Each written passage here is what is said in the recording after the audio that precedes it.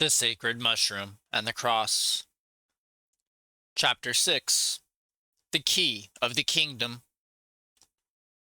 In a passage dealing with the wisdom and apparent foolishness of Christian preaching, a New Testament writer includes these words: for Jews demand signs and Greeks seek wisdom, but we preach Christ crucified, a stumbling block to Jews and folly to Gentiles. In these words is an ingenious wordplay or pun on two words for the sacred mushroom, the Christ crucified, and it will serve as an example of this literary device and its extensive use in the New Testament. The word stumbling block, Greek scandalon or scandal, is properly used of a trap or snare. It denotes a stick or bolt upon which bait is placed and which, if tripped by the prey, sets off the trap itself. So, metaphorically, it is used for an impediment which hinders or traps an unwitting person. The Greek word scandalon, we can now appreciate, originally meant bolt, like its Aramaic equivalent tikla.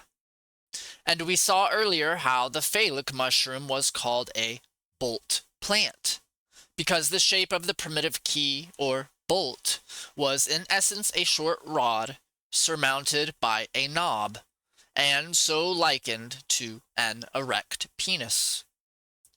Thus we may decipher the first part of the passage, to the Jews, that is, in the Jewish tongue, Aramaic.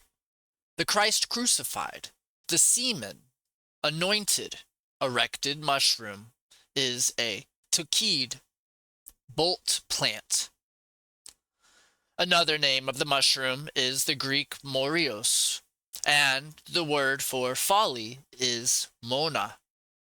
So the writer to Corinthians adds, and folly to the Gentiles, that is, the Greeks, thereby completing the wordplay and confirming the one against the other. An amusing pun on the same Aramaic tiklo, bolt, mushroom, name occurs in the story of Peter's encounter with the taxmen. On their arrival in Capernaum, runs the story, the collectors of the half-shekel tax went up to Peter and said, "Does not your master pay the tax?" Peter assured them that he did, like any good Jew, since it was an obligatory levy for temple funds. And on receiving his report of the incident, Jesus reacted strongly. However, he concluded, so that we should not put a stumbling block in their way, go to the sea and cast a hook, and take up the first fish that comes up, and when you open its mouth you will find a shekel. The wordplay here is mainly on the various meanings of tikla and its cognates, mushroom, shekel, and tax. The intriguing nonsense about the shekel in the fiswa mouth has all the appearance of a piece of earthly folk humor. The knobbed bolt epithet of the mushroom tikia has a strong phallic allusions, as we have seen.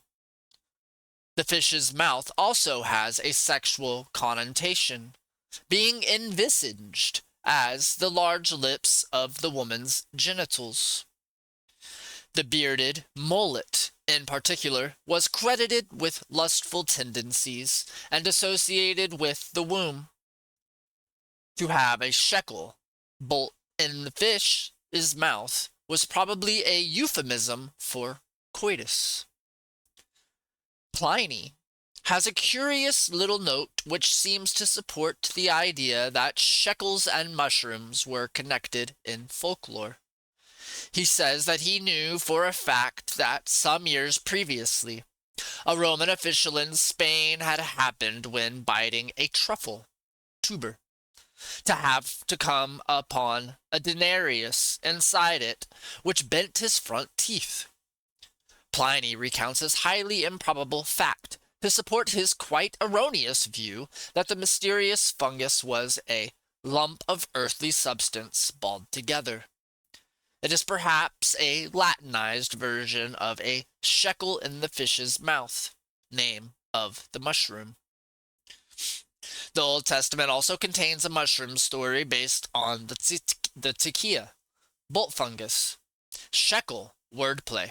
It concerns the mysterious message written on King Baashar's dining room wall. It will be recalled that the Babylonian monarch, in the days of Daniel, the Jewish prophet, was about to sit down to what promised to be the Babylonian orgy of a lifetime. Scarcely had the drinks begun to flow and the party to warm up generally, when a disembodied hand suddenly appeared before the astonished king and began writing the strange device. Mene, Mene, Tekel, and Parsin. Much perturbed, he called for his magicians and other men of wisdom to explain the words to him, but all to no avail. Finally, in despair, he called the hero Daniel, who treated the company to a long harangue on the evils of the Babylonian monarchy and Belshazzar and his forebears in particular. He ended the enlightening discourse with his interpretation of the fatal words. Mene. God has numbered the days of your kingdom and brought it to an end. Tekel. You have been weighed in the balances and found wanting. Peres. Your kingdom is divided and given to the Medes and Persians. In each of the mysterious words, Daniel found an Aramaic pun. Mene, on the root M-N-Y, Menai, number. Tekel, on the root T-Q-L, way. And Peres, twofold wordplay on the root P-R-S, divide in two. And Parsi, Persian, the Babylonians' hated enemies. The introductory formula, Mene, Mene, is comparable in form and content with the invocation, Eloi, Eloi, that preceded the secret mushroom name. It refers probably to the Semitic god of fate, Mene, equivalent of the Sumerian Nam-Tar, fate demon, source of the mushroom designations, nectar, and mandrake.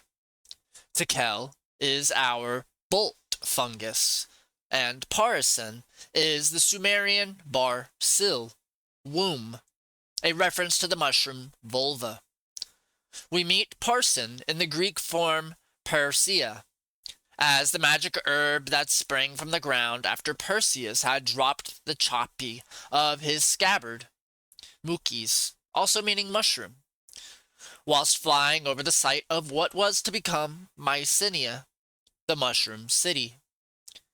The combination Tekel and Parsin will then be of the ball and socket, penis and vulva, type of mushroom name. In his pseudo-translation of the awful message on the wall, Daniel refers Tekel to the Semitic root of shekel, just like the gospel story about tax collectors. Apart from the pun involved, the particular interest of the tale for our present study is that the writer of Daniel has shown that this device used so often in the New Testament of following a genuine name for the sacred fungus with a false translation for the sake of the plot was an established part of mushroom mythology long before the writer of Mark's Gospel explained Boandrus as sons of thunder. The stumbling block figure occurs frequently in the New Testament, but of particular note is its application to the Apostle Peter, following Jesus' prophecy of his forthcoming suffering. Peter took him and began to rebuke him, saying, God forbid, Lord, this shall never happen to you. But he turned and said to Peter, "Get behind me, Satan. You are a stumbling block to me." Peter's name is an obvious play on the Semitic pitrel, mushroom, and we have already seen that his patronymic, Bar Jonah, is really a fungus name cognate with paeonia, the holy plant. Now called the stumbling block, he is given the tikil, boat mushroom, name, a theme which is repeated elsewhere in that overemphasized and completely misunderstood passage about having the keys of the kingdom. And I tell you, you are Peter, and on this rock I will build my church, and the gates of Hades shall not prevail against it. I will give you the keys of the kingdom of heaven. The sacred fungus was the bolt, or key, that gave access to heaven and to hell. A double reference to its shape as a knobbed bolt for opening doors, and to its ability to open the way to new and exciting mystical experiences. Calling the apostle Satan is in line with his other title of Cepheus.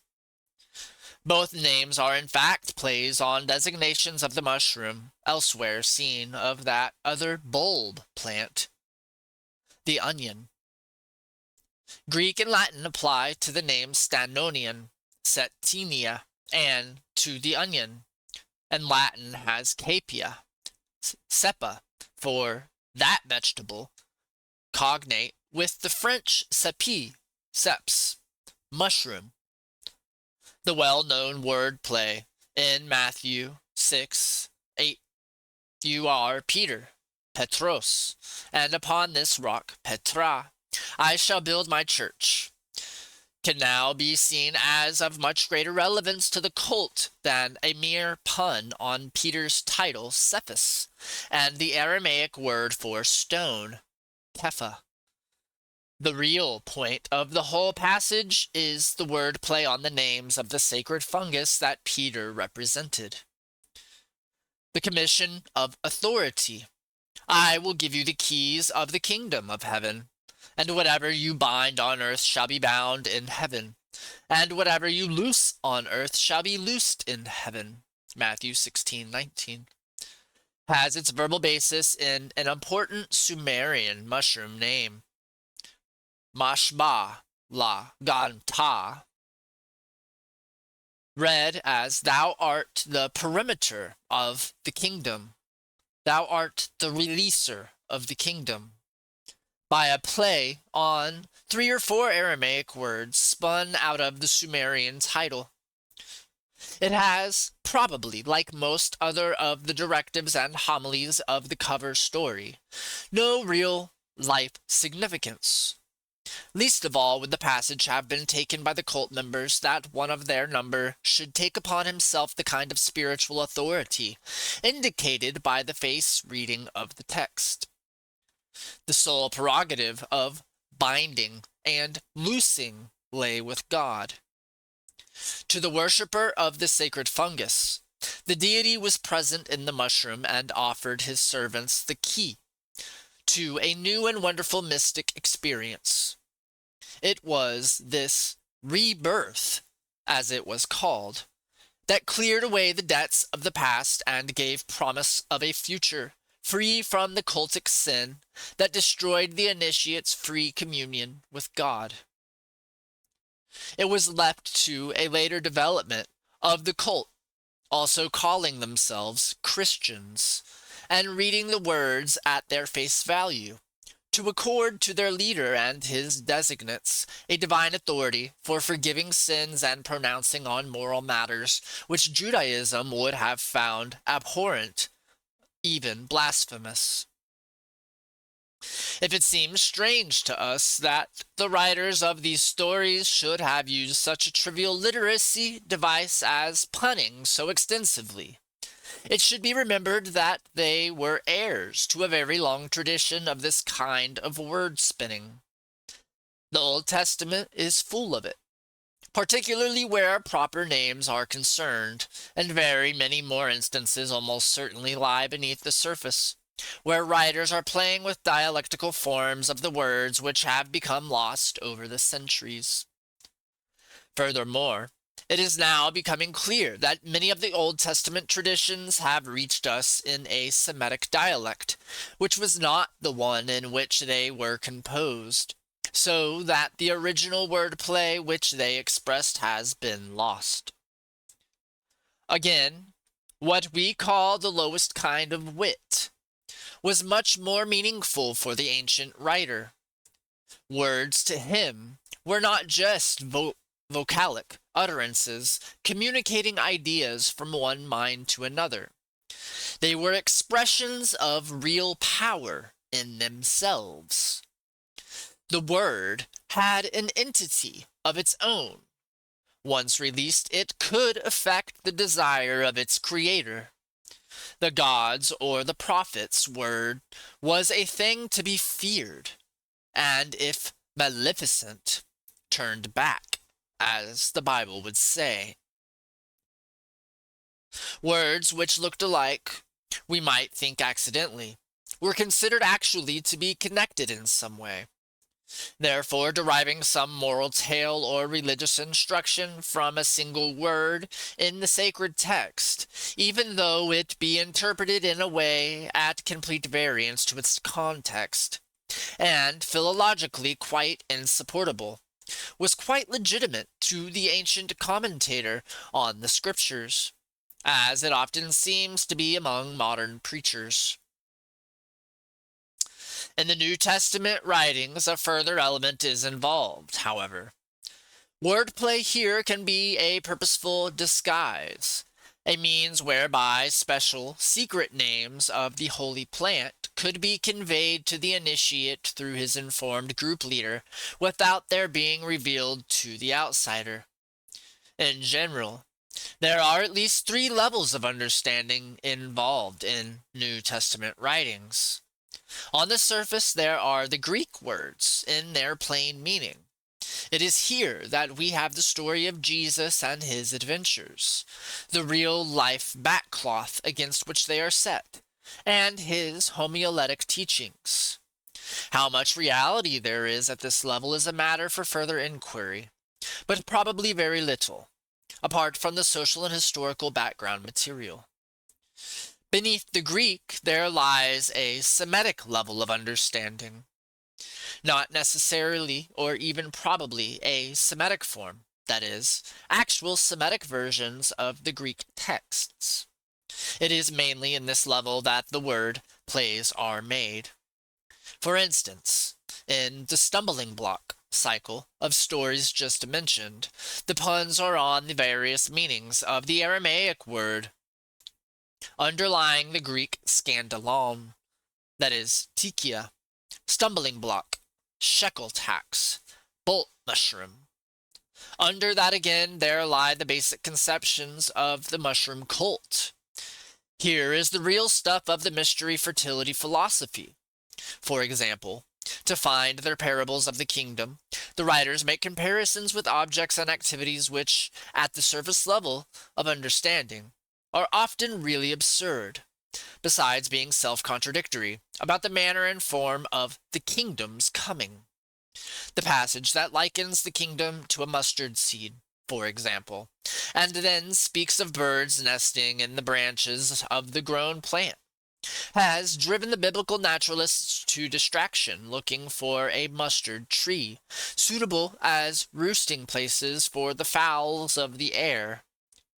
They could have saved themselves the trouble, since the reference, at the lower level, is simply a play on the Semitic cardella, mustard, and ardila, mushroom. Furthermore, the whole discussion about the kingdom stems from a play on the secret mushroom word, tab-ba-rai, read as the Semitic root dbr, guide, manage, control. The real meaning of this mystic kingdom into which the initiate into the mysteries hoped to pass. For despite the trivial nature of the word play by which it finds literary expression in the New Testament, The kingdom of God was a very real experience in the minds of the Christians. It meant the complete domination of the mind and body of the celebrant by the God. He was enthused in the proper meaning of that word, God-filled. So in their respective times were the Maenads of Bacchus, and, less violently perhaps, the Methodists of John Wesley. The manner and the means of the domination were of the utmost importance to the initiate, for he was entering upon an extremely dangerous experience. Even with all their knowledge of the identity and power of their drugs, these worshippers at the throne of the Jesus Christ fungus knew well that the kingdom they sought might well be eternal, as far as they were concerned. We should not therefore be tempted to underestimate either the intelligence of those participating in the cult or their literary methods in committing their vital secrets to written form. In view of the hostility, understandably, being shown them by the authorities of the time, Roman and Jewish, writing the New Testament at all was scarcely less dangerous than chewing the sacred mushroom. It may be of interest here to list the more important secret names of the sacred mushroom on which much of the mythology and homiletics of the New Testament is based. The full forms given here are the Sumerian originals, found actually extant in the texts surviving, reconstructed from transliterations in other dialects, or composed from known values of the words on otherwise existing patterns. Lai Kijarba, La. G Anta, On Tai. Tab Ba Rijali, T. Anta, Kur, Mosh, Ta Ba Ra Lai, Tai Ukuush, Li Ji, Tiba Pa, G, and variants. In exactly what forms the Christians knew these words we cannot know. Some will have been as Greek transcriptions, others in Semitic form. Now and again the names appear in vocabularies attached to other plants related in some way to the mushroom, and their original Sumerian form can be recognized. Of such are the Syriac and Arabic names for hellebore, Kurabakana, and Karabak, respectively, traceable to Sumerian Kur Ba La Kanta, cone of the erect phallus, that is, the mushroom top. Sumerian Kur means a mountain or other conical shape. So a doubled Kur will sometimes indicate a doubled cone-shaped or glans-headed plant. The mushroom with its split vulva was so described, hence the derived Greek name Kirkconian among the mandrake lists. Our word crocus has the same Sumerian origin, referring to the phallic form of the flower, stem, and head. Another of our common vegetable names so derived is chicory, a variant form of whose name in Greek is corcoran. The last occurs also as a mushroom name, and Pliny's description of chicory shows that whatever magic plant he is describing, it is not the culinary root we know so well. Those who have anointed themselves with the juice of the whole plant, mixed with oil, become more popular and obtain their wishes more easily. So great are its health-giving properties that some call it Kreshtan. There has clearly been some confusion here in traditions regarding the plant, with which we may reasonably identify the Kirkion, mandrake juice. The juice was to be rubbed on or anointed, Christos, and its properties were so beneficial that it was called Kreston, Greek Krestos, good, honest, health bestowing. One is reminded of the form of the name by which non-Christians spoke of the object of the sex adoration, Krestas.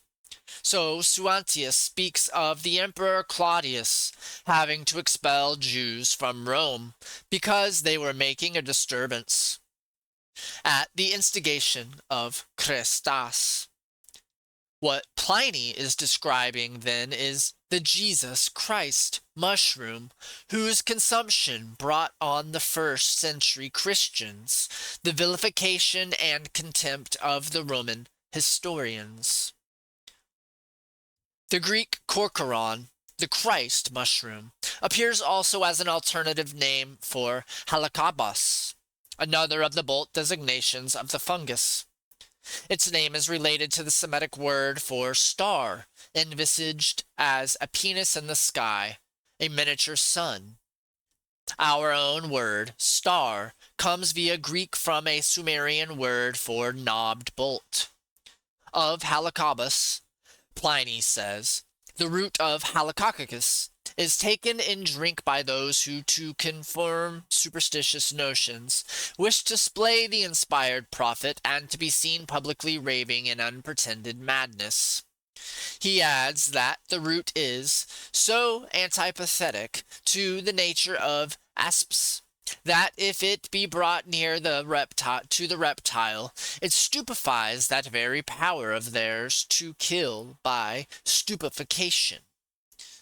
Allusions like this to serpents and antidotes for their poisons or malign influences over the mind usually imply some special relationship between the plant and the reptile. Mushrooms and serpents are closely related in folklore, and in this case we are reminded of the Old Testament passage about Moses, brazen serpent, on which Jesus models himself, that anyone bitten by a snake might look on it and live. Of the other Sumerian elements that went to make up mushroom names, rye, or dialect lie, also meant cone or bun, shape mash, tabah, twin. So lie mash meant two cones or hemispheres, like mash, tab, ba, ra, lie. The word guy means stem, so that lie, guy could describe the mushroom as two halves of the vulva separated by the erect stem. Very common in the phallic nomenclature of the mushroom is the Sumerian balag, crown of the penis, glands, supplemented by anta, raised. We shall meet the word in the name given to the Maianads, Bayak, Antes, and the Hebrew weepers for Tammuz. In Sumerian, the orgiasts, whose task it was to cause the erection of the male organ, and in the cult, the raising of the phallic mushroom, were called Balag Ganar. By natural association of ideas, this combined word came into Greek as the name for an axe handle, pelakunarion, which was pushed through the central hole of the double axe head, the pelel us. The extension of the erect penis, words to stakes, rods, cudgels, and the like is common in any language. Of the balag-derived words we might cite the Greek plaiax, Latin, and our phalanx, meaning a roller, log, or rank of soldiers. Another onion name, referring to the knobbed root of the vegetable that provoked phallic allusions, was the Latin palicana, precisely our Sumerian balag on ta. The ancient naturalists speak of a poisonous spider whose name, Phalagonian, stems from the same root. Its connections with the genital organ are clear from their descriptions of the effects of its bite. The eyes become bloodshot, a shivering settles upon his limbs, and straightway his skin and genitals grow taut. His penis projects, dripping with foul ooze. Among the antidotes for this fearsome poison is listed asparagus, as a well-known antiphrodisiac, and also named from Sumerian balag, presumably on account of its straight stalk. Semitic made a number of roots from balag, crown of the penis, and found therein words denoting a hemispherical or bun shape, as those for a young woman's firm breast, the similarly shaped whorl of a spindle, half a pomegranate skin, a human temple, and a cake of figs. As in the title Bacchiante, the middle L of Balag became assimilated to the following consonant in pronunciation, giving sounds like Bach or from the cognate bulag, buk. Latin thus gained its bucca, cheek, and Hebrew one of its names for the mushroom, pakua. From the New Testament myth maker's point of view, this double pronunciation greatly enlarged his scope for punning. He could use balag in full for Semitic roots like plkh, make. On this rock I will make my church, but could shorten it and run into the preceding mash of the fungus name, finding roots like shbuk, bless, praise, blessed art thou, Simon Bar, Jonah, and shbq, release, forgive, whatsoever you release on earth, and so on. Having seen something of how the New Testament writers used the old sacred names of the mushroom for their wordplay, we have now to look again at the nature of the fungus itself. From the manner of its growth and its sexual resemblances come many of the human allusions in the stories that grew up round it.